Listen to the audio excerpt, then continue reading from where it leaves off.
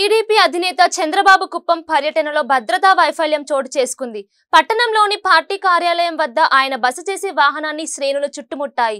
పరిసరాల్లో అంతగా పోలీసులు కనిపించకపోవడంతో చంద్రబాబు వాహనం నుంచి దిగి మహిళలతో ముఖాముఖి కార్యక్రమం వద్దకు వెళ్లేందుకు ఇబ్బంది పడ్డారు.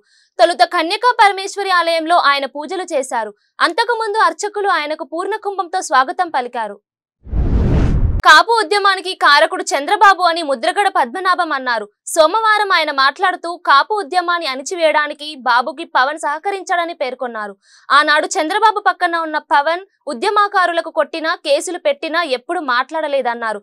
కాపు ఉద్యమాన్ని అణిచివేయడానికి చంద్రబాబు పక్క నుండి పవన్ చేసిన ఉపకారం అంతా ఇంతా కాదన్నారు.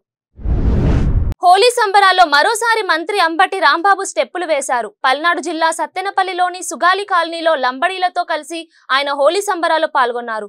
అనంతరం బైక్ ర్యాలీతో వీధుల్లో తిరిగాడు. 3వ వార్డు హోలీ వేడుకలో పాల్గొని రంగునీళ్లతో తడిసి అక్కడ ఉన్న స్థానికులతో కలిసి స్టెప్పులు వేశారు. తిరుపతి జిల్లాలో వైసీపీ సీనియర్ నాయకుడు లక్కమనేని మధు తన 5,000 మందితో భారీ ర్యాలీ నిర్వహించారు. ర్యాలీ అనంతరం ఆయన 200 మంది నాయకులతో తెలుగుదేశం పార్టీ తీర్థం పుచ్చుకున్నారు. టీడీపీ పార్టీలో చేరుతున్న వీరికి శ్రీకాళహస్తి నియోజకవర్గం ఎమ్మెల్యే అభ్యర్థి బొజ్జల సుధీర్ రెడ్డి, మాజీ తుడా చైర్మన్ నరసింహ యాదవ్ స్వాగతం పలికి ఆ తర్వాత టీడీపీ కండువా కప్పి పార్టీలోకి ఆహ్వానించారు. గుంటూరు జిల్లా మంగళగిరి పట్టణంలో శ్రీ లక్ష్మీ నరసింహుని సన్నిధిలో స్వామివార్ల కళ్యాణం కన్నుల పండుగ జరిగింది. మాల్యవంతం శ్రీనివాస దీక్షితుల ఆధ్వర్యంలో ఆగమ శాస్త్రం ప్రకారం కళ్యాణం నిర్వహించారు. ఆలయ అధికారి రామ్ కోటిరెడ్డి పర్యవేక్షణలో కళ్యాణం వ్యాఖ్యాతగా గుంటూరు హిందూ కళాశాల ప్రిన్సిపల్ దివి నరసింహ దీక్షితులు వ్యవహరించారు. ఈ కళ్యాణ మహోత్సవంకు పట్టణంలోని పలువురు ప్రముఖులు భక్తులు విశేషంగా పాల్గొన్నారు. కృష్ణా జిల్లా అవనిగడ్డలో తెలుగుదేశం పార్టీ అధిష్టానంపై తెలుగు తమ్ముళ్లు తిరుగుబాటు బావుట ఎగురవేశారు. మాజీ ఉప సభాపతి మండలి బుద్ధప్రసాద్ కు కూటమి అభ్యర్థిగా అవకాశం ఇవ్వాలని డిమాండ్ చేస్తున్నారు. పొత్తుల్లో భాగంగా అవనిగడ్డను జనసేనకు కేటాయించడంపై టీడీపీ శ్రేణులు అసంతృప్తి వ్యక్తం చేస్తున్నారు.